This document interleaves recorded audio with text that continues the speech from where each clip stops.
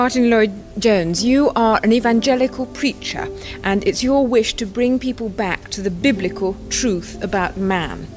Now, in so doing, you persuade man that the modern popular idea of what man is on the wrong track. Could you specify where you think he's making mistakes?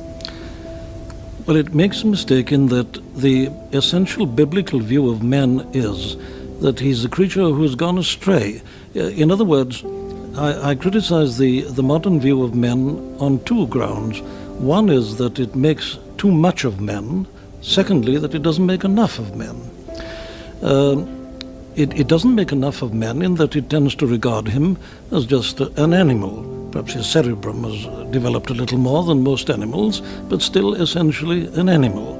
And I think that's degrading men and debasing him. But then you see on the other side, they make too much of him in the sense that they believe that he's got it within himself to order himself and his society and more or less to create a perfect world.